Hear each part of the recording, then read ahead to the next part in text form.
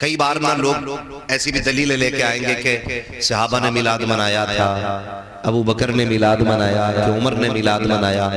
मैं कहता हूँ सीधी सी एक बात जवानों उनसे कहो कि सहाबा तो छोड़ो, हजरत आदम से लेके ईसा तक एक नबी बता दो जिसने मेरे नबी के आने का ऐलान ना किया हो। मैंने बहुत ऊपर की बात की है, एक नबी बता दो जिसने उनका मिलाद ना मनाया, जिसने उनका मिलाद ना मनाया। हजरत आदम से ईसा तक हर नबी ये कहता रहा कि वो आने वाले हैं, वो आने वाले हैं, वो आने वाले हैं। और जब आ गए तो हर सुन्नी कह रहा कि वो आ गए, वो आ गए, वो आ गए। फिर क्यों ना हर गली से आवाज आए, सरकार की आमद, आका की आमद, मक्की की आमद, मदनी की आमद। और यही तो नहीं, इसे लोग शिर्क कहते हैं, इसे लोग नाजायज कहते हैं। तो सुनो, चलो आला हज़रत को नहीं मानते मत मानो, उनके ऊपर की बात करो। मुहद्दिस देहलवी जिन्हें वहाबी भी मुहद्दिस मानते हैं, इंसाफ के साथ बात कर रहा हूं, वहाबी भी जिन्हें मुहद्दिस मानते हैं, जिनकी हदीसों को वहाबी भी पढ़ते, वो क्या कहते हैं? वो कहते हैं जिस जमीन पे हुजूर की मिलाद का जिक्र होता है, हुजूर की विलादत की बातें होती हैं, अल्लाह एक साल तक उस जमीन पे अपने करम की बारिशें फरमाता है। इतनी बात समझ में आ गई? जिस जमीन पे हुजूर का मिलाद मनाया जाता है, एक साल तक अल्लाह उस जमीन पे अपने करम की बारिशें फरमाता है। और आगे लिखते हैं, कहते हैं कि और एक साल तक अल्लाह उस जमीन से मुसीबतों को दूर फरमा दिया करता है। ये आला हज़रत नहीं कह रहे, ये मुहद्दिस देहलवी कह रहे हैं, जिनको वहाबी भी मुहद्दिस मानते हैं। ठीक है ना? इतनी बात समझ में आ गई? आ गई समझ में? और एक बात बता दूं आपको, एक बात बता दूं, दुनिया का कोई कोना ऐसा नहीं जहां मेरे नबी की विलादत का जश्न न मनाया जा रहा है। पूरी दुनिया का कोई कोना ऐसा नहीं, कोई मुल्क ऐसा नहीं जहां हुजूर की आमद पे घर न सजते हो।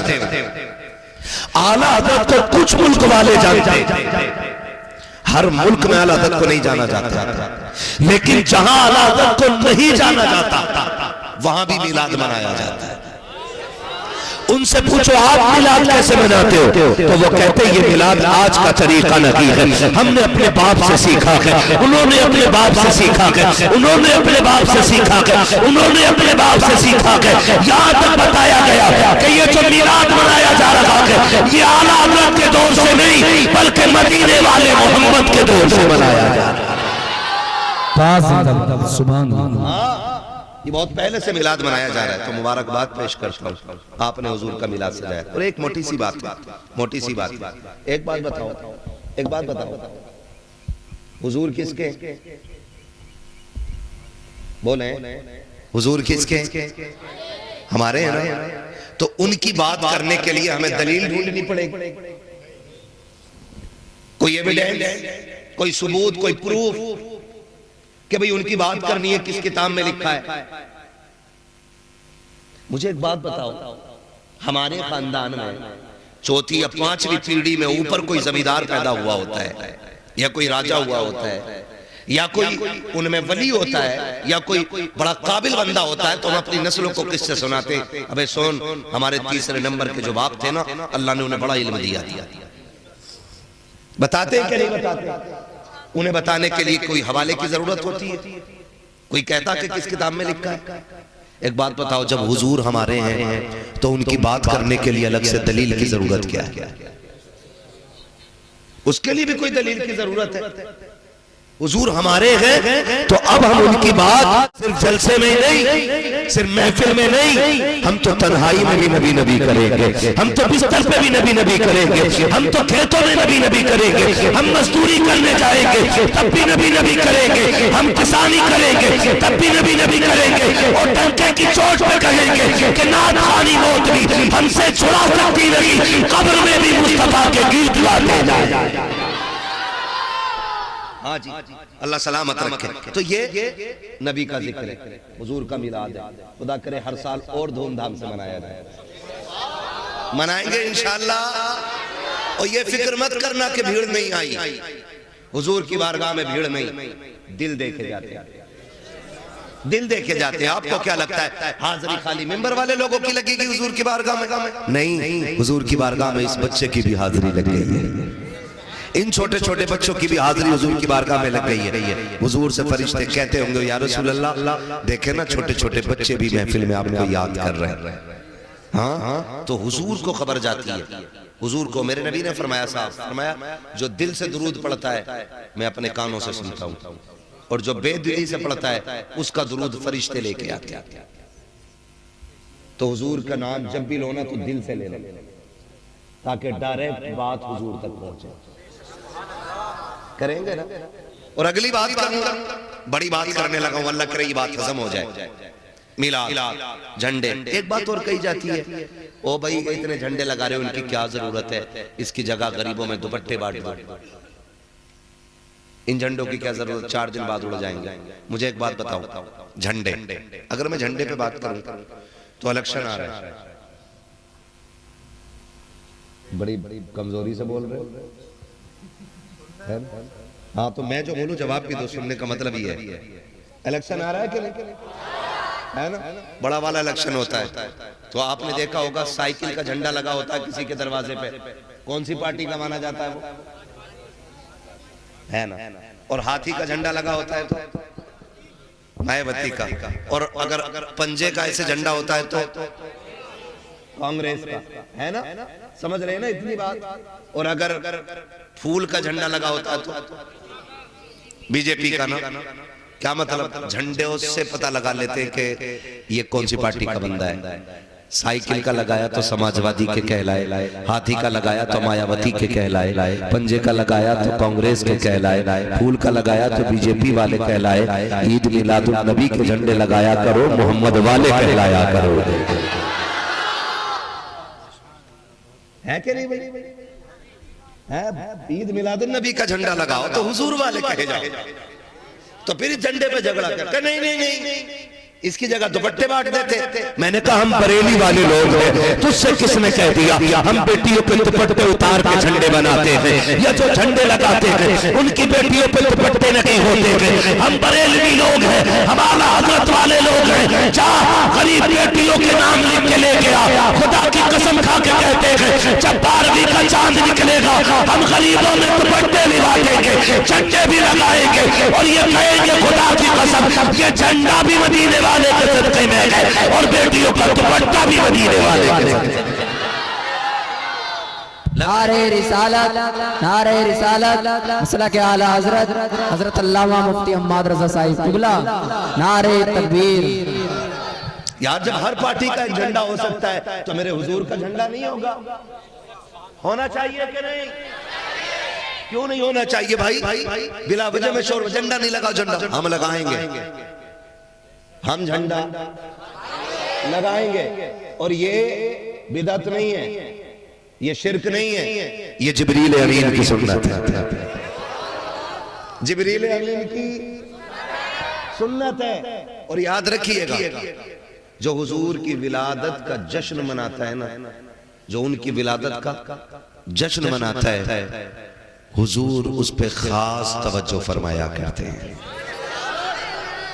हुजूर उस पे खास तवज्जो फरमाते हैं। बेटा पैदा हो ना किसी घर में, बेटा मुखिया पूरे मोहल्ले को लड्डू बांट रहा है, कुछ भी नहीं है, मोबाइल बेच दिया चचा ने, लड्डू बांटो भतीजा आया है। अगर बेटों की हम खुशी मना सकते हैं तो मदीने वाले मुस्तफा की खुशी क्यों नहीं मना सकते हैं?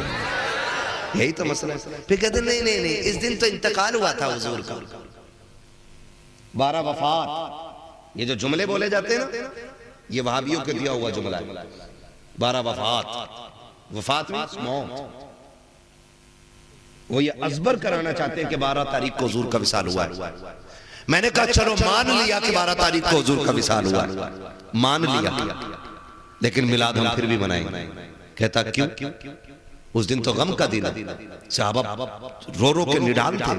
मैंने कहा मेरे हुजूर फरमाते हयाती खैरुल लकुम व ममाती खैरुल लकुम, मेरा आना भी तुम्हारे लिए बेहतर, मेरा जाना भी तुम्हारे लिए बेहतर है। हाय हाय हाय हाय। कितनी अच्छी आपने दाद दी है, कसम से कह रहा हूं। हमारी थकन मुर्गे मुसल्लम और बकरों शकरों से नहीं उतरती, हमारी थकन तो आप लोगों की सुभान अल्लाह से उतर जाया करती है ना। हाँ, अल्लाह आपको सलामत रखे। इतना अच्छा सुन रहे हैं, ऐसा लग रहा है जैसे महफिल शुरू हो रही है ना। पीछे वाले लोग भी दिल से सुन रहे है ना। सच्चा बोलो सुभान अल्लाह। बुढ़ापा उम्र से नहीं आता, जज्बात से आता है। कई बार 70 साल में बंदा जवान रहता है, वो कभी 22 में बूढ़ा हो जाता है। इसलिए जज्बात जवान रहने चाहिए। मैं क्या बात आपसे कह रहा था, भूल गए आप लोग? नहीं ना, मैंने क्या कहा था आपसे? हाँ, सलामत ने देखो, ये 12 वफात कहलवाया जाता है हमसे, 12 वफात। ठीक है, इसलिए ताकि हमें यह अज़बर करा दिया जाए कि हुजूर मर गए। गम उसका होता जो मर जाए, हमारा नबी जिंदा है। जितने मानते वही बोले जिंदा है। हमारा नबी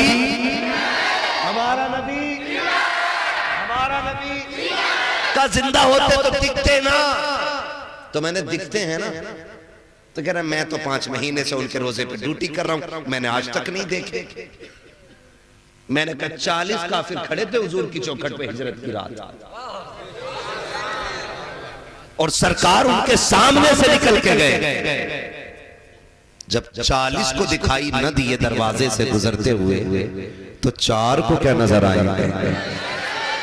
काफिर देखा क्या, हम कैसे मान ले के जिंदा है? मैंने कहा तू नहीं मानेगा। हुजूर उन्हें दिखाई देते हैं जो अदब से जाया करते हैं, जो इश्क से जाया करते हैं। कहा कौन गया? कहा मेरा इमाम अहमद रजा गया है, बरेली का ताजदार मदीने गया है, और एक तमन्ना लेकर के गया था, सरकार बगैर देखे आपको सलाम पड़ा है, पूरी जिंदगी बगैर देखे आपकी नाते पड़ी है।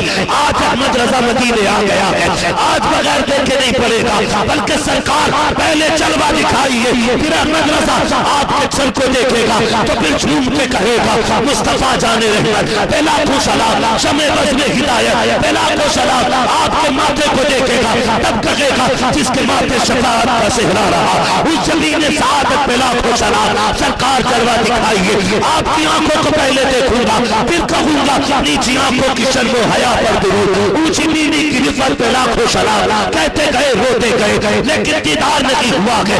उसके बाद रो के कहते हैं वो सुए लालजार फिरते हैं, तेरे दिल बहार फिरते हैं, जो तेरे दर से यार फिरते हैं, दर बदल यूं कार फिरते हैं। कोई क्यों पूछे तेरी बात रजा, तुझसे कुत्ते गदार फिरते हैं। जैसे इतना कहा है सारे दर पर्दे हट गए, सामने मुस्तफा का जलवा था। आला हजरत ने हुजूर को देखा और तड़प के कहा था तू जिंदा के वल्ला, तू जिंदा के वल्ला, मेरे चश्मे आलम से छुप जा। नारे तकबीर, नारे रिसालत, मसला के आला हजरत, मसला के आला हजरत। इश्क मोहब्बत, इश्क मोहब्बत, इश्क मोहब्बत, इश्क मोहब्बत। नारे तकबीर, नारे रिसालत, बेशक सुभान अल्लाह। चलो आगे थोड़ा सा, थके तो नहीं है ना? तैयार है भाई? है ना? कमेटी वाले हाथ उठा दे, कितने बैठे हैं कमेटी वाले? वाह वाह, सलामत। खुदा करे आज ये जलसे की कमेटी वाले करा रहे, कहलाए जा रहे हैं, कयामत में हुजूर वाले कहे जाते रहे। ये नेक काम करते रहना चाहिए। खुदा आपको सलामत रखे, ठीक है ना? मैं क्या कह रहा था अभी आपसे, हुजूर उन्हें दिखाई देते जो इश्क के साथ मदीने जाते हैं। यहाँ पे कुछ लोग हैं जो मदीने घूम आए हैं, कुछ लोग इस महफिल में है ना? हाँ, खुदा आपको सलामत रखे। मैं हाँ, ये मेरी तकरीर ही का हिस्सा जो मैंने सवाल किया है। जिन्होंने नहीं देखा अल्लाह उन्हें एक बार हुजूर का मदीना दिखाए, एक बार जरूर दिखा। और ये नहीं कि खाली आला हजरत ने देखा, खाली आला हजरत ने नहीं देखा। कितने आशिक ऐसे हैं कि गरीब गए और हुजूर का दीदार करके लौटे, हुजूर का दीदार करके लौटे। ये दिल होना चाहिए। दिल आपका जब इश्क का नगीना होगा ना, तो फिर सामने हुजूर का जलवा होता है ना? सामने हुजूर का। मुझे वो बात याद आ गई, ये बता दूं आपको। एक साहब हज करके आए, बड़े गरीब बंदे थे, वो बहुत गरीब थे, जब से वो हज करके लौटे ना, बूढ़े आदमी थे, बुजुर्ग थे, कोई काम करते थे मजदूरी का, जब आए ना हज करके वापस तो आंखें बंद रखते थे, खोलते ही नहीं थे, बहुत कम आंखें खोलते थे, फुर्सत मिलती आंखें बंद कर लेते। किसी ने कहा चाचा जब से लौटे हो ना हज से आंखें बंद क्यों रखते हो? तो उन्होंने कहा था एक राज है इसमें, एक राज है इसमें। बेटे यहाँ जाओ, कुर्सी ले लो, तुम तकरीर करो, हम सुनेंगे, आ जाओ। बस करें भाई, बस ठीक है। मुझे बोलने दे जरा, आप ना कहें कुछ मैं कह लूंगा, मेरे भाई हैं ये, कोई बात नहीं है। हाँ कभी कभी चूक हो जाती है तो थोड़ा सा मीठे लफ्जों में, ज्यादा सख्त में नहीं, ठीक है? तवज्जो है ना? हाँ मुझे पसीना आ रहा है, मैं इतनी मेहनत से बोल रहा हूँ, थोड़ा सा ख्याल करें इस पसीने का। खुदा आपको सलामत रखे। तो वो हज से लौटे ना तो आंखें बंद ही रखते थे। उनसे पूछा चाचा आपकी आंखें बंद रहती हैं, कभी खोलते क्यों? बहुत कम खोलते हो। उन्होंने कहा इसमें राज है बेटे। कहा क्या राज है? कहा बड़े जमाने से तमन्ना थी हुजूर का मदीना देखने, लेकिन मैं बड़ा गरीब था, एक जमाना लग गया तैयारी करते करते, एक जमाने तक पैसा इकट्ठा किया और आखिरी पड़ाव में जिंदगी के हुजूर के मदीने में हाजिरी हो गई। कहा जब मैं हुजूर के रोजे मैं दीवाना था और बड़ी तड़प थी मेरे सीने में। कहा जब जालियां हुजूर के रोजे के सामने आई ना तो कहने लगे बेटे मैं अपने आप को रोक ना सका, मैंने दौड़ के हुजूर की जालियां पकड़ी। कहा वहां पे मुतव्वा खड़ा था, उसने ना मुझे पकड़ा और कहा शिर्क, हाजी शिर्क। उसने शिर्क कह के ना मुझे छुटाने की कोशिश की, लेकिन मैं कैसे छोड़ देता यार, पूरी जिंदगी की तड़प मेरे सीने में थी। कहा उसने पूरी ताकत लगा दी, मैंने नहीं छोड़ा। वो इधर खींचता था, मैं हुजूर की जाली पकड़े हुए था। कहा उसने फिर जोर से लाठी मारी मेरे हाथ पे। कहा जैसी लाठी लगी बूढ़ा था, दर्द बहुत तेज उठा, बर्दाश्त न कर सका, बेहोश होके गिर गया। उसने कहा जब मैं बेहोश होके गिरा ना तो इधर आंख लगी, उधर मैंने ख्वाब में हुजूर को देखना शुरू कर दिया था।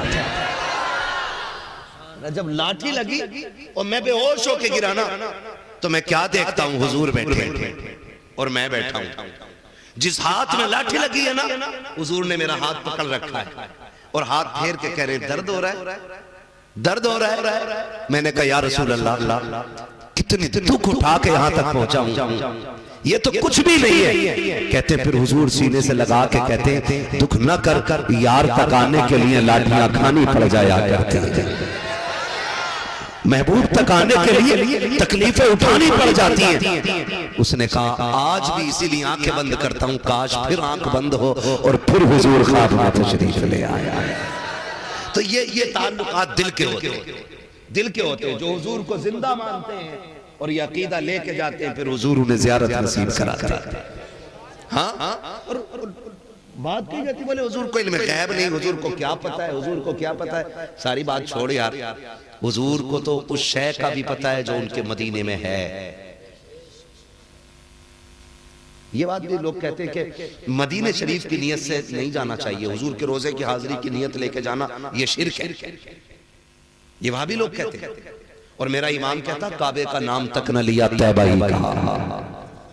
पूछा था हमसे जिसने कि नौज़त किधर की है, हम तो अगर हज को भी जा रहे हैं तो मदीने ही बता रहे हैं, क्योंकि उसके तो फैल हज भी खुदा ने करा दिया है। असले मुराद हाजिरी उस पाक दर की है। तो हुजूर को हर उस शय की खबर है, हर शय की खबर है, क्योंकि हुजूर के मदीने से आज भी आवाज आती है खंजर चले किसी पे तड़पते हैं हम अमीर, सारे जहां का दर्द हमारे जिगर में है, सारे जहां का दर्द हमारे जिगर में है। आज यहाँ बैठे हो ना, खेत में बैठे हो, हुजूर जानते हैं, मैं नहीं जानता आपके बाप का नाम क्या, इन बच्चों के बाप का नाम क्या, ये किस खानदान से ताल्लुक रखते हैं, लेकिन अल्लाह की इज्जत की कसम हुजूर हर शख्स का नाम जानते हैं, हर शख्स के बाप का नाम जानते हैं, हर एक बच्चे के खानदान को जानते हैं, किसकी माँ कौन है ये भी हुजूर को पता है, किसका बाप कौन है ये भी हुजूर को पता है। तभी बरेली से आवाज आती है और कोई गैब क्या, तुमसे लिहा हो भला जब ना खुदा की छुपा तुम पे करोड़ों सलाम है ना। हाँ माशाल्लाह, तो वही मैं चाह रहा हूं, आवाज आती है, ठीक है ना। जब ना खुदा की छुपा, थक गए हो नहीं थके फिर बोलो, जब ना खुदा की छुपा तुम पे करोड़ों दो। ठीक है ना? हुजूर आए, कायनात मुस्कुराने लगी। अब वो अपना अपना नसीब है। हुजूर आए, माँ बाप मिले। आप कहोगे माँ बाप के बगैर तो कोई पैदा ही नहीं होता, ये कैसे हुआ? मैंने कहा सुनो, माँ बाप होते थे लेकिन माँ बाप की तरह आज की तरह नहीं होते थे। औलाद ही अपने बाप को बाजार में बेच देती थी। माँ बाप के इंतकाल के बाद, बाप के इंतकाल के बाद बच्चे अपने घर की नौकरानी बना लेते थे। हाँ, बेटे बांट लेते थे, कनीजों में माएं दाखिल होती थी। ये तो हुजूर आए तो उन्होंने कहा जन्नत तहता क़दामी उम्महातिकुम, जन्नत तुम्हारी माओं के कदमों के नीचे है। खुदा की कसम, माँ अगर गोबर और मिट्टी करने वाली है ना, तो हर बेटे के लिए उसकी जन्नत उसके कदमों में रख दी गई है। हर उस शख्स को हुजूर के नाम का झंडा लगाना चाहिए जिसके घर के अंदर माँ मुस्कुरा रही है। हाँ, मैं यहाँ अकीदे पे बात नहीं कर रहा हूँ, मैं कह रहा हूँ हर उस शख्स को झंडा लगाना चाहिए जिसके घर में माँ मौजूद है। इसलिए कि माँ जैसी कोई दौलत कायनात में नहीं है ना? माँ जैसी दौलत कोई कायनात में है ही नहीं। और आज ना हम माँ ही की कदर नहीं करते, हम बाप की कदर नहीं करते। अब्बा को सोचते बूढ़ा हो गया, चलो खाट इसकी बाहर डालो, अब इस पे मेरा कब्जा मकान। बूढ़ा बाप बोझ लगने लगता है। कभी ये मत समझना कि बाप मर जाएगा, मकान खाली हो जाएगा, फिर मौज करेंगे। जब घरों से बाप की चारपाई उठ जाती है ना, फिर घर घर नहीं रहते, घर कब्रिस्तान बन जाया करते हैं। ये बात मेरी याद रखना। एक एक नौजवान से कहना चाहता हूं, खुदारा अगर चाहते हो दुनिया और आखिरत बेहतर हो तो अपने माँ बाप की कदर करो। माँ बाप की कदर। बाप कितने साल पालता औलाद को?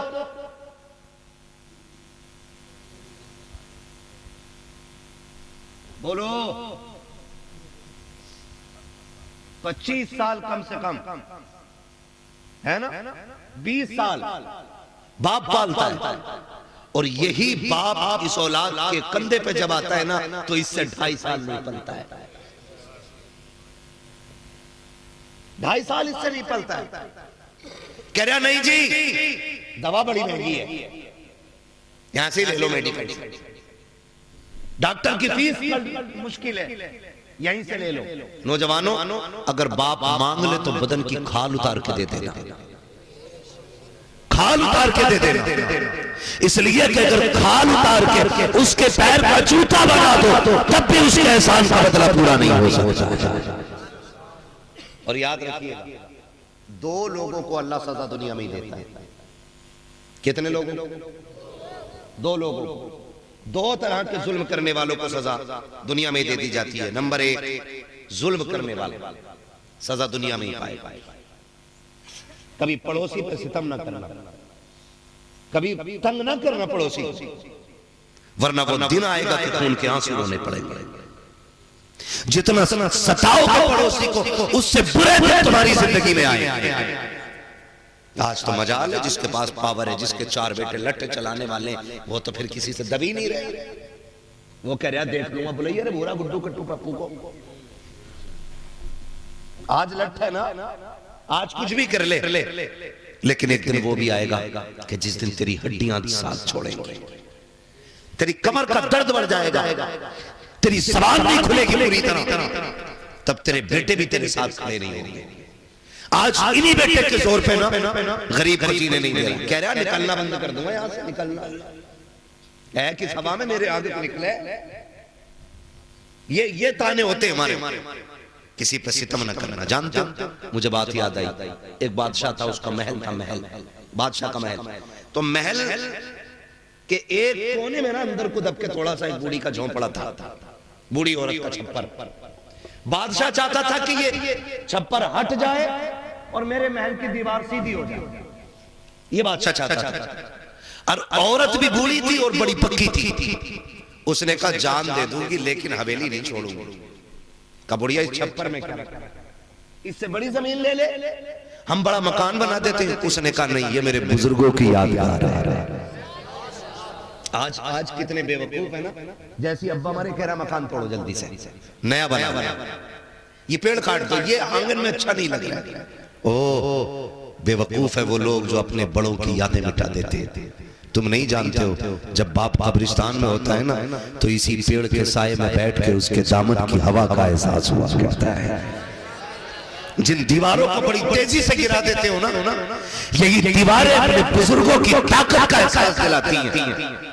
इन्हीं हवेलियों को तोड़ने वाले पुराने लोगों की यादगार मिटाया ना करो, मिटाया न करो। अब्बा मरा नहीं, फौरन उसने कहा पूरी ने नहीं दे सकती, कहा तुझे बड़ा मकान दे दिया जाएगा, कहा बड़ा मकान तुम्हें मुबारक हो, मैं बड़ा मकान नहीं चाहती हूँ, मुझे मेरा छप्पर काफी है। सबने समझाया नहीं मानी, कहा क्यों नहीं छोड़ना चाहती। तब उसने कहा था कि इस मकान से मेरे बुजुर्गों की यादें जुड़ी है, इसके छप्पर में मेरे बाप की यादें हैं, इसकी दीवार में मेरे खानदान की यादें हैं। अगर ये छप्पर दीवारें चली गई तो मेरे बुजुर्गों की याद चली जाएगी। ये कह के वो इनकार करती रही। बादशाह इंतजार करने लगा।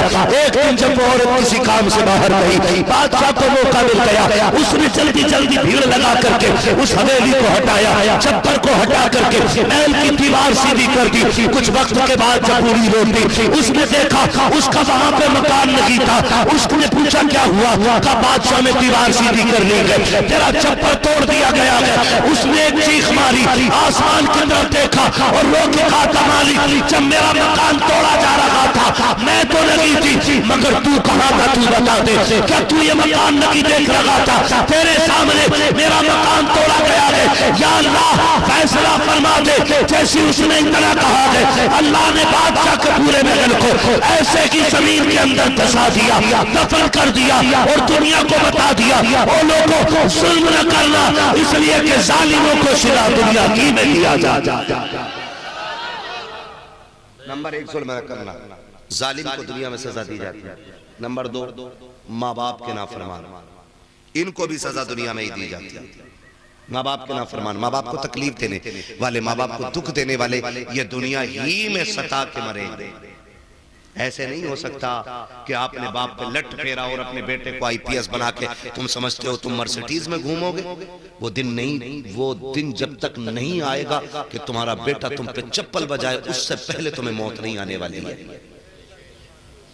इसलिए नौजवानों से कहना चाहता हूं, माँ बाप की इज्जत करो, माँ बाप की कदर करो। ये सबसे बड़ी दौलत है, ये सबसे बड़ी दौलत है। आप जानते हो ना नौजवान, आज ना बड़ी आसानी से कह देते अब्बा बड़ा खराब है, मौलाना जरा कभी अब्बा पे भी तकरीर कर। हाँ ऐसे भी लोग कहते अब्बा पे भी तकरीर कर दो, अब्बा बड़ा खराब है। याद रखिएगा, बाप कोई खराब नहीं होता है, बाप कोई खराब नहीं होता है, खराब होती है हमारी सोच। क्या बाप इतना खराब है, मैं जमीन ही नहीं दे रहा, मैं मजदूरी कर रहा हूं, तो सुन वो मालिक है, शरीयत ने उसे हक दिया, वो बिल्कुल ना दे। आप कौन होते हो जबरदस्ती लेने वाले? आप कौन होते हो जबरदस्ती लेने वाले? बाप बाप होता है। और कह रहा जी अब्बा हमसे प्यार ही नहीं करते। कहा क्यों? कहा मुझे कुछ हो जाए तो अब्बा बैठा रहता, लेकिन अम्मा बहुत प्यार करती है। कहा क्यों? कि एकदम रोने लगती है अम्मा। याद रखो, माँ इसलिए जल्दी रोने लगती है क्योंकि उसका दिल नर्म होता है, और बाप इसलिए नहीं रोता क्योंकि वो घर का सुकून होता है, पिलर होता है एक फैमिली का। अगर वो टूटा तो परिवार टूट जाएगा। अगर वो भी रो दिया तो कोई तसल्ली देने वाला नहीं बचेगा। आप कैसे कह सकते हो आपका बाप प्यार नहीं करता है? ना आजमाया हो तो आजमा लेना। कभी आप काम से देर से वापस आओ तो अगर माँ बेचैन होती है तो नींद अब्बा को भी नहीं पड़ती है। वो भी बार बार पूछता आया ना अभी लड़ना, आया कि नहीं अभी लड़का, क्यों पूछ रहा है, इसे सो जाना चाहिए ना।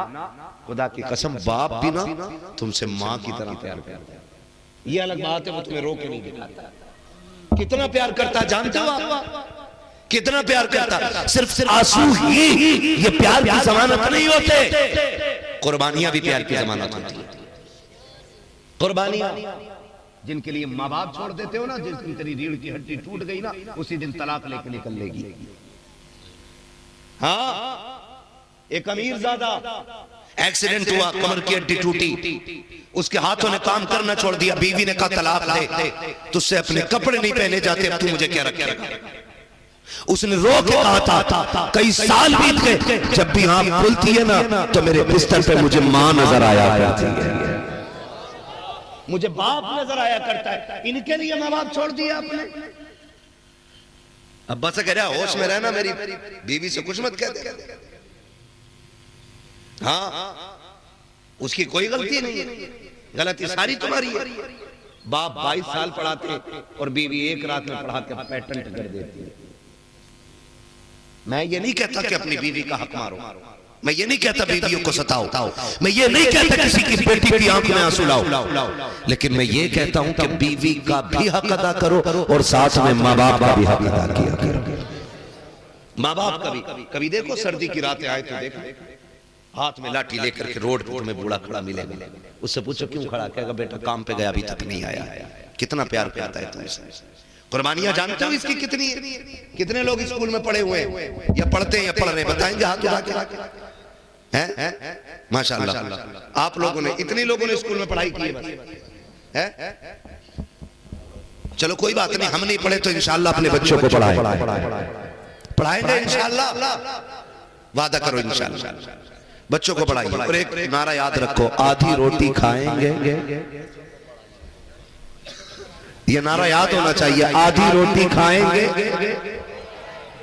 बच्चों को पढ़ाएंगे। क्योंकि अब वो दौर नहीं है कि आप अपना हक बम बारूद और तलवार से लें, अब दौर कलम का आ गया, कलम का आ गया। आप लाख कोशिश कर लें आपकी बस्ती आगे बढ़ जाए, अगर जाहिर रहोगे तो आगे नहीं बढ़ेगी। आप 1 लाख कोशिशें कर लेना कि आपकी बस्ती का नाम हिंदुस्तान के मशहूर कोनों में आ जाए, चाहो कितनी चाहो ताकत लगा लेना, अगर अनपढ़ रहोगे आगे नहीं बढ़ सकते हो। चाहो गारंटी है मेरी, अपने बच्चों को IAS बना दो, IPS बना दो, अगर बस्ती छोटी भी है हिंदुस्तान की बड़ी किताबों में नाम आएगा, हिंदुस्तान की बड़ी महफिलों में नाम आएगा। पता ये चला, कामयाब होने की होते हैं जो पैसे वाले होते हैं, कामयाब होने की होते हैं जो ताकत वाले होते हैं, कामयाब वो होते हैं जो तालीम वाले होते हैं, जो कलम वाले हुआ। इसलिए पढ़ाएंगे इंशाल्लाह। हाँ, जो नहीं पढ़ेंगे या तो मजदूरी करेंगे और आगे तुम्हें मजदूरी नहीं मिलने वाली, ये भी लिख लो, आगे तुम्हें मजदूरी नहीं मिलने वाली। नाम पूछ के ना अब्दुल करीम के नहीं है जगह, नाम ज़ीशान नहीं है जगह, फिर क्या करोगे? चोरी, डकैती या फिर भी खुदारा बदल दो अपने आप को। बच्चों को पढ़ाओ, बच्चों को पढ़ाओ, इसलिए कि जो चीज बम बारूद से हासिल नहीं की जा सकती वो कलम से हासिल की जा सकती है। और ये जो बहाने बनाते हैं ना, ये बहाने नहीं यार, असल में बताया मैं ना, मुसलमान था इसलिए फेल कर दिया। ये मुसलमान की वजह से फेल नहीं हुए, ये फेल इस वजह से हुए हो कि तुम 8वीं क्लास तक गांव के स्कूल में जाकर के खिचड़ी खाते रहे।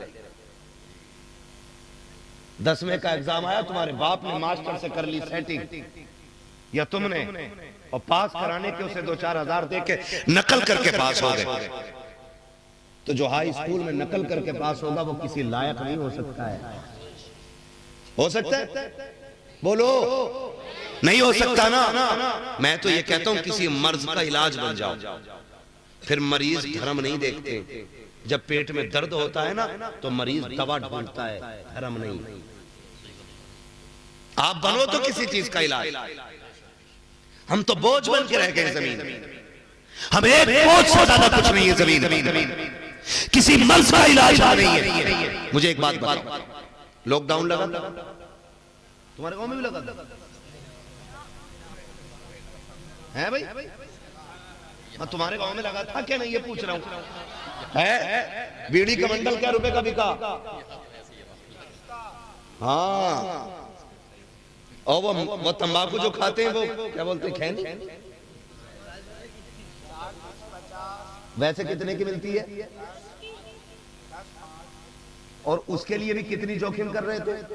पता चल जाना कलुआ ने दुकान खोल रखी है, तो कह रहे अच्छा, तो ना कहा दुकान तो बंद है, कहा ना नीचे को हाथ डालिए खुद अंदर से मंडल निकल जाएगा। यही था ना, कितना भरोसा एक दूसरे को हो गया। न लेने वाला देने वाले को देख पा रहा था, ना देने वाला लेने वाले को देख पा रहा था। इतना भरोसा, 50 का नोट सरकाया अंदर, खैनी बाहर। अच्छा ये बात बताओ, उस टाइम में किसी ने किसी का मजहब पूछा? बोलो, धर्म पूछा किसी ने? नहीं ना। क्यों? मजबूरी थी। हाँ, मजबूरी थी ना। मजबूरी ये थी कि जहां से चीज मिले वहां से ले लो। सरासर रोज दांव लगा, तुमने सबसे दोस्ती के हाथ बढ़ा लिए, फिर कोई दीवार और कोई फासला नहीं रह गया था। मुझे बता तो सकी, अगर जरूरत कोई बन जाता है तो फिर सैयद भी शेख के दरवाजे पे खड़ा है, शेख फकीर के दरवाजे पे खड़ा है, फकीर तेली बड़ाई के दरवाजे पे खड़ा है। अगर जरूरत न हो तो एक दूसरे को जलील समझते हो, अगर जरूरत न हो एक दूसरे को बगल में नहीं बैठा पाते हो। इसलिए मैं कहता हूँ ऐसी जरूरत बन जाओ, इतने काबिल बन जाओ कि साथ देख के नहीं, काम देख के लोग दौड़े और ये कोई न पूछे कि साथ का बंदा है, ये देखे इलाज कैसे करेगा। खुदा की कसम तुम लायक बन जाओ, कामयाबी तुम्हारे कदमों तक दौड़ी चली आए। करेंगे इंशाअल्लाह कामयाबी हासिल। पढ़ेंगे बच्चे, पबजी कितना खेल ले भाई, और कौन सी फ्री फायर, मोबाइल चलाते हो? ये तो अभी लिए बैठे हाँ ना। मैं आपको बताऊं बच्चों एक बात, पढ़ते हो? तुम में से कितने बच्चे पढ़ते हैं? रात को हाथ उठाएं। कितने बच्चे पढ़ने जाते हैं स्कूल, मदरसा या किसी भी जगह पे, है ना? इतने बच्चे पढ़ने जाते हैं, खूब तरक्की करोगे। बैठो जरा, हाथ नीचे रखो मेरे बेटे। मैं जो नहीं पढ़ रहे ना उन बच्चों से मैं कहूंगा पढ़ो, आप पढ़ो। आज मोबाइल देखोगे, कल भीख मांगोगे। आज पढ़ लो, कल पूरी साइंस तुम्हारी ठोकरों में रहेगी। पढ़ो। पढ़ने वाले इतने कामयाब होते हैं कि ताकत भी ठोकरों में होती है और दौलत भी ठोकरों में होती है। इसलिए मेरे बच्चों मेहनत करो, और अगर कोई बाप नहीं पढ़ा रहा है तो उससे रिक्वेस्ट करें, उससे आप कुछ भी करके उसे राजी करें और कहें अब्बा हमें पढ़ाइए। और आप इतना पढ़ो कि अपनी बस्ती मोहब्बतगंज का नाम रोशन करो। दुनिया जान ले कि एक छोटी सी बस्ती से उठ करके हिंदुस्तान का मुस्तकबिल बन गया है। पढ़ेंगे इंशाअल्लाह, पढ़ाएंगे आप भी बच्चों को। हुजूर आए, हुजूर ने इल्म का सबसे पहला सबक दिया। हाँ, इक़रा बिस्मि रब्बिकल लज़ी खलक़। ये कुरान ने पहली आयत कुरान पाक की नाजिल हुई है। हमारे नबी पे इक़रा की आयत सबसे पहले नाजिल हो रही है और हमारी कौम सबसे ज्यादा जाहिल है। जब इल्म होगा तो मोहब्बतें होंगी, प्यार होगा और फिर कामयाबी होगी। ठीक है ना? हुजूर आए, कायनात मुस्कुराने लगी। माँ की भी इज्जत करनी है, बाप की भी इज्जत करनी है, और 12वीं वाले का मिलाद हर साल मनाना है। मनाएंगे इंशाअल्लाह, मनाएंगे इंशाअल्लाह। एक बार फिर आखिर में नारा लगा के बताएं कैसे मनाएंगे। सरकार की आमद। इतनी जोर से नारा लगाओ कि आवाज वहां तक पहुंचे जहां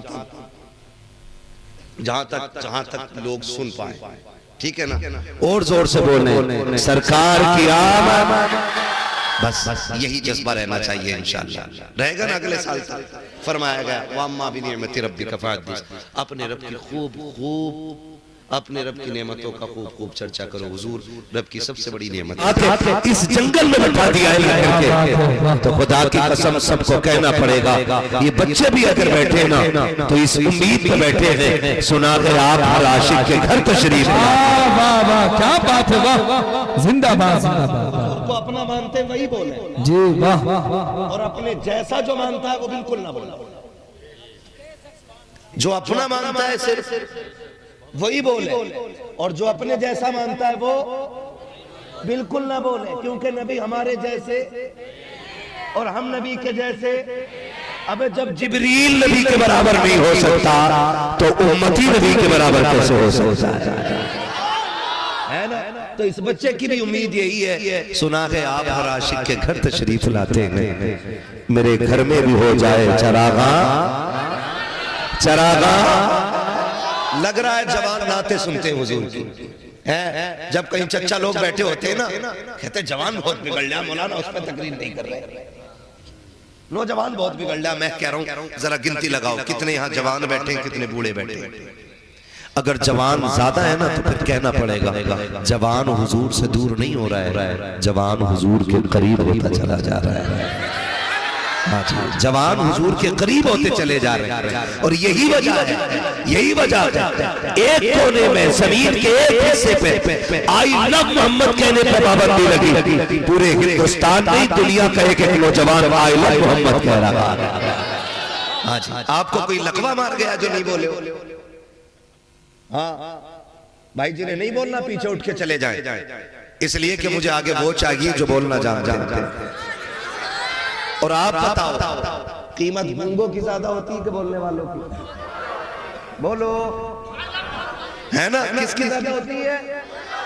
बोलने वालों की। मैं बच्चों एक बात बताऊं, जहां बोलना हो वहां चुप ना रहना कभी जिंदगी में, और जहां चुप रहना हो वहां कभी बोलना नहीं।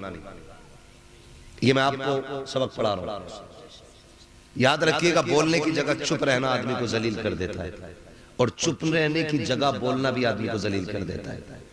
हमारी कौम का अलमिया अलग है। मस्जिद में चुप रहना चाहिए तो वहां सबसे बड़ी पंचायत मारता, क्या बीघे कट के धान, क्या क्विंटल बीघे के निकल रहे। कल को लोग बात करेंगे, रे भैया भूरा का तो खेती कटवा दिया था जलसे के लिए, पता नहीं किसका खेत है ना? जिसका भी हो, ये लोग मस्जिद में बातें करते हैं। मस्जिदें बातें करने के लिए नहीं होती, वहां नहीं बोलना चाहिए, तो वहां बहुत बोलते हैं। और अगर इमाम खुतबे में 3 मिनट लेट हो गया फिर तो वो भी बोलेगा जिसे घर में बोलने नहीं दिया जाता है। सही बता रहा हूं, वो भी कह रहा है भाई इन्हें निकाल दो। ये वो है जिसे अपनी औलाद 1 मिनट बर्दाश्त नहीं करती है, वो मस्जिद में जाके काबिलियत दिखाता है। मशवरे के तौर पे कह रहा हूं, मेरे बाप का जाएगा कुछ नहीं, क्योंकि जैसी करनी। हाँ, पढ़ने वाले बच्चे बैठे, समझदार लोग बैठे, जैसी करनी वैसी भरनी है। आप उलमा के पीछे पढ़ोगे ना, अल्लाह ऐसी मौत मारेगा कि कोई बचाने वाला नसीब नहीं होगा। इसलिए कभी अपने से बड़े लोगों में कमियां ना निकालना, उनके खिलाफ खड़े ना हो। तो मस्जिद में चुप रहना चाहिए और जलसों में बोलते रहना चाहिए। तो मस्जिद में बोलेंगे और जलसों में चुप रहेंगे। तोते देखे बेटे, तोते इतने बड़े होते हैं ना, बहुत गौर से सुन रहे हैं बच्चे, अल्लाह सलामत रखे। बस यही देखना चाह रहा था कि ज़हन बच्चों का यही है, ये खाली बोल रहे हैं। अल्लाह इन बच्चों को सलामत रखे और लाया करो बच्चों को जलसों में, इसलिए कि जब हम कब्रिस्तान में होंगे और ये हिंदुस्तान में होंगे, 12वीं आएगी ना, ये झंडे लगाएंगे तो एक ऐसी कौम भी निकल के आएगी जो झंडों को नाजायज कहेगी, जो मिलाद को शिर्क बिदअत कहेगी। तो ये खड़े होकर कहेंगे मुंह बंद कर, ये शिर्क बिदअत नहीं है, हम तो हुजूर का मिलाद तब से मनाते चले आ रहे थे जब से हमने दूध छोड़ा है। इसलिए इन बच्चों को जलसे में लाया करो ताकि इन्हें हुजूर के मिलाद का पता चले। हाँ, वरना लंबे कुर्ते वाले मुख्तसर पजामे वाले मामला खराब कर देते। मैंने गाली नहीं दी, हकीकत बोला। मुख्तसर पजामा बोला है, नेकर नहीं, मुख्तसर में छोटा, है ना? तो ऐसे लोग भी आएंगे जो दिक्कत पैदा करेंगे। इन बच्चों को लेके आओ ताकि इन्हें पता चले कि हम हुजूर के हैं और हुजूर हमारे हैं। मैं इन बच्चों के माँ बाप को दुआ दे के कहता हूँ, अल्लाह इन बच्चों के माँ बाप को जन्नती बना दे, क्योंकि ऐसे बच्चों को परवरिश दे रहे हैं कि जो बच्चे हुजूर के लिए अपना वक्त और अपना आराम कुर्बान कर रहे हैं, है ना? वरना लोग इश्क करने के लिए एक उम्र होती है चच्चा, है ना भाई? इश्क करने की एक उम्र होती है। लोग आशिक तब बनते हैं जब अकल आती है, लोग दीवाने तब बनते हैं जब अकल आती है। इनसे पूछो लंदन क्या क्या पता नहीं, पेरिस क्या क्या पता नहीं, कश्मीर क्या क्या पता नहीं, इनसे खूबसूरत जगहों के नाम बताओ, नहीं जानेंगे। कब जानेंगे? जब ये समझदार हो जाएंगे। लेकिन इन नासमझ बच्चों से पूछो हुजूर कौन है, तो ये छोटे बच्चे भी कहेंगे सरवर कहूं कि मालिक व मौला कहूं तुझे, बाग़े खलील का गुले ज़ेबा कहूं तुझे, तेरे तो बस फैज़ तनागी से है बरी, हैरान हूं मेरे शाह मैं क्या क्या कहूं तुझे। गोया ये बच्चे कहेंगे कि दुनिया को अक्ल वाले जानते हैं और हुजूर वो है जिन्हें दुनिया जान करके अक्लमंद बन जाया। ये मेरे हुजूर के रिश्ते का कमाल है, खुदा सलामत रखे। तोते देखे कितने बड़े होते बेटे? बिल्कुल ठीक कही, इतने बड़े होते। तोता कैसा होता? चोंच लाल। बाजार में जाना, दो तरह के तोते होंगे। एक तोता आप पूछोगे कितने का, तो वो कहेगा 150 रुपए का। और सेम वैसे ही दूसरा तोता पिंजरे में होगा, उससे पूछना ये कितने का, तो वो कहेगा 5000 का। अब आप उससे ये पूछना, ये 150 रुपए वाला भी हरा है, 5000 वाला भी हरा है, चोंच इसकी भी लाल, इसकी भी लाल, कीमत में फर्क क्यों? तो दुकान वाला बताएगा ये जो 150 रुपए का है ना, ये बोलता नहीं है। समझ रहे बात? ये 150 रुपए वाला जो है ये बोलता नहीं है, और ये 5000 का इसलिए क्योंकि ये बोला करता है। तो कीमत किसकी ज्यादा होती है, बोलने वालों की या? हाँ, तो फिर बोलेंगे, कितनी जोर से बोलेंगे? बोले जरा सुभान अल्लाह। ठीक है, ये महफिल हुजूर के मिलाद की खुशी में सजी है ना, मिलाद मुस्तफा के हवाले, मिलाद मुस्तफा के हवाले से सजी।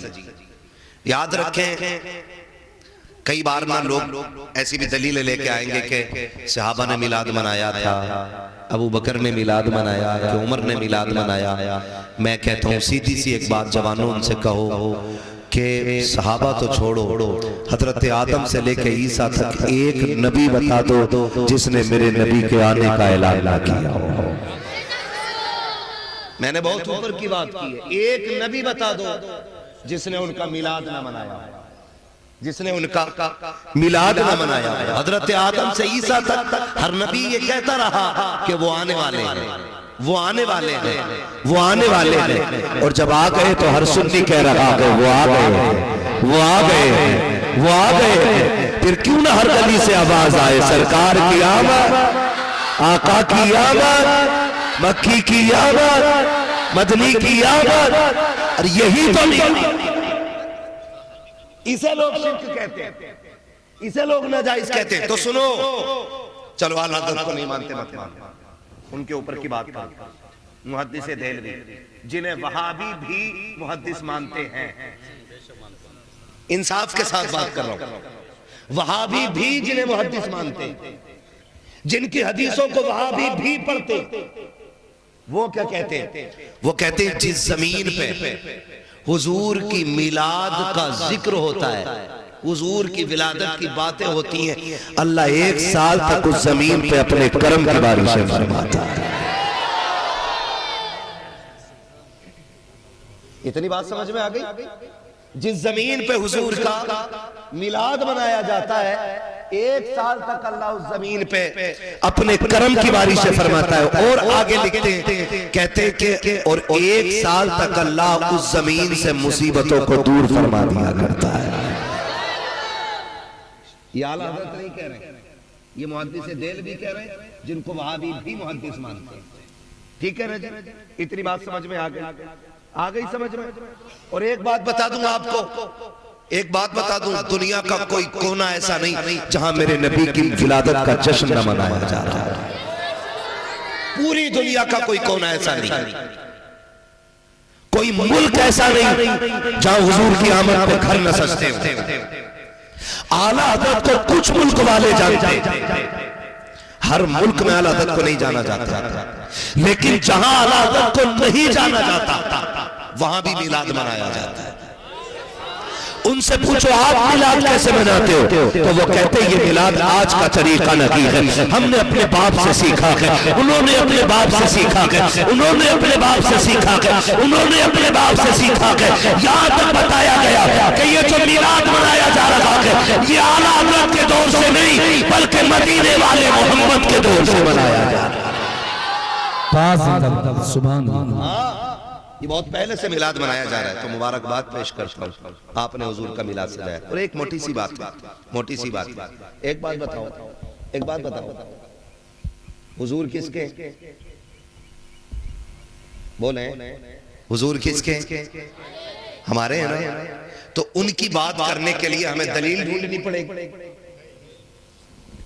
कोई एविडेंस, कोई सबूत, कोई प्रूफ कि भाई उनकी बात करनी है, किस किताब में लिखा है। मुझे एक बात बताओ, हमारे खानदान में चौथी या पांचवी पीढ़ी में ऊपर कोई जमींदार पैदा हुआ होता है, या कोई राजा हुआ होता है, या कोई उनमें वली होता है, या कोई बड़ा काबिल बंदा होता है, तो हम अपनी नस्लों को किससे सुनाते? अबे सुन, हमारे तीसरे नंबर के जो बाप थे ना, अल्लाह ने उन्हें बड़ा इल्म दिया। बताते हैं कि नहीं बताते? उन्हें बताने के लिए कोई हवाले की जरूरत होती है? कोई कहता कि किस किताब में लिखा है? एक बात बताओ, जब हुजूर हमारे हैं तो उनकी बात करने के लिए अलग से दलील की जरूरत क्या है? उसके लिए भी कोई दलील की जरूरत है?